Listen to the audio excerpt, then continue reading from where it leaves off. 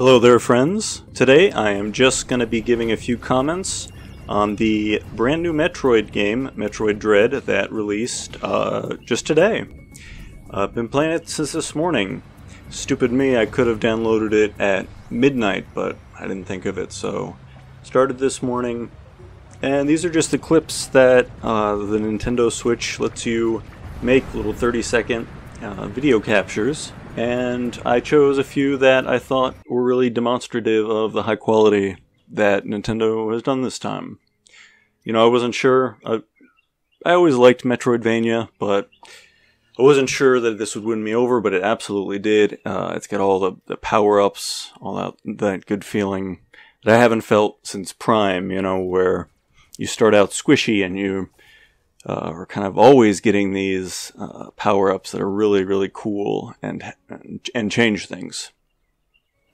So there you're seeing the not there.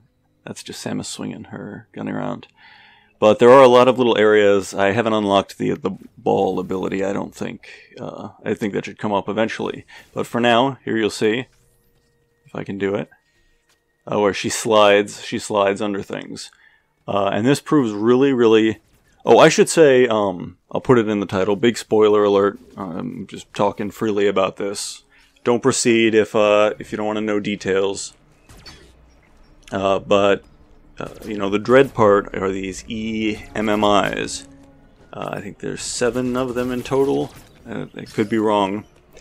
But you do kind of take them down one by one as you can.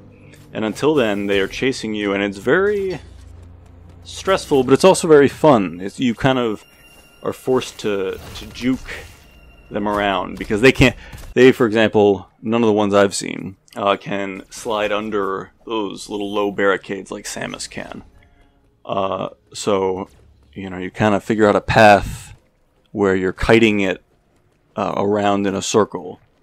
And it's chasing you as best it can, but you have a little trick that can reset it. And they've also, the level design is really good because you can't just go back and forth across something.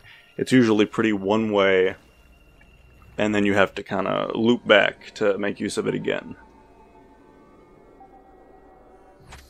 I'm not sure what Artaria is, but I have unlocked at least one elevator that leads to a secondary zone that I haven't been able to do much with yet, but here's me in the map trying to figure things out. Really pleased across the board with this design. Everything is fun, and it's like, I play a lot of Smash, and this is honestly the game that really refreshingly kind of, you have to be using all of your fingers. You're handling her aim while you run, while you vault, while you switch to missiles. Here, see, so he can hear me here. That's what the little yellow circles are. And when he sees me, it's going to be trouble. I have one short chance to escape, and it's hard to do. And then I think I even triggered a successful animation a second time to escape, but it just killed me in a different way. So you're really, really avoiding these things until you have the weapons to fight them. And even that is stressful. I think I have a video in here somewhere about that. I like the water physics. I like draining the water physics, which you'll see in a minute. Really, really, really impressive. I think I've played for an hour or two now. There you see the water physics. And I'm really just hoping... I'm hoping it'll be many, many more hours of this, because it is everything that a platformer like this should be. And I don't normally like platformers at all. But the shooting is very engaging. I was skeptical as well about it being 2D, but they do a lot of cool things. Maybe we'll see here. Oh, that's one cool thing, is maybe it's been in other games, but you can parry, you can counterattack, and if you do so appropriately, it'll stun and lock Samus's gun onto... Oh, okay, so we're being attacked by one of these invincible guys here now. And you can tell by the steam on everything that they're kind of in the area, and this is their area. So yeah, this puzzle was to elevate something for myself, but then also circling back so he doesn't do this. Okay, that was a actual counter, which are quite hard to do. I guess that's why I kept this clip. But the yellow means he's tracking me. And we have the Chozo statues. Classic, classic. Looks gorgeous in this design. They really picked a good balance between realism and cartoony, because Nintendo can go too cartoony pretty often.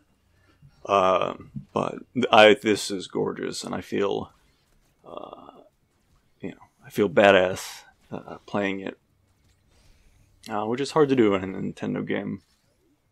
This is an early boss battle. I don't think we see too much, so it won't be much of a spoiler. But you have a, to my knowledge, indestructible gun, slowly shooting projectiles, rings coming from somewhere. I still haven't identified. And a lot of the bosses, if you intercept the projectile, you get some ammo back. So far, bosses have been... Oh, maybe... Sorry, a second stage spoiler. Oh, yeah, I guess both bosses have had a period where they have a weak point and they can be shot with regular non-charge beam. But mostly with at the armored state, it's like charge beam, missile, that kind of thing. This took me longer than I'd like to admit to figure out. But yeah, you lure it and then you shoot it. I think this is a really good way for me to test my new microphone and setup. So maybe I'll be making more of these where I comment and kind of make my own video illustrating something. I thank you for your patience. I have 1 subscriber as of this video, so here's to you especially. This was a very cool boss. When you lose too much, they give you a tip that says, like, no move is uncounterable, and that really helped me with this boss. It is true. It has, like, and again, spoiler if you want to figure it out, it has a few weak points that kind of transition. It has a few things, actually, where you have to figure it out. Oh, this is one more cool thing. Her stealth mode, which makes sneaking past those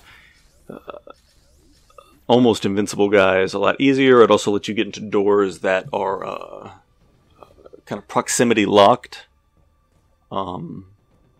So yeah, the stealth aspect is really, really cool. Honestly, couldn't ask for more. This is a spider magnet ability, which at first I was afraid it was like it was gonna, attract spiders to me like a spider magnet. But no, that lets you climb, lift, raise, ride electric blue floors.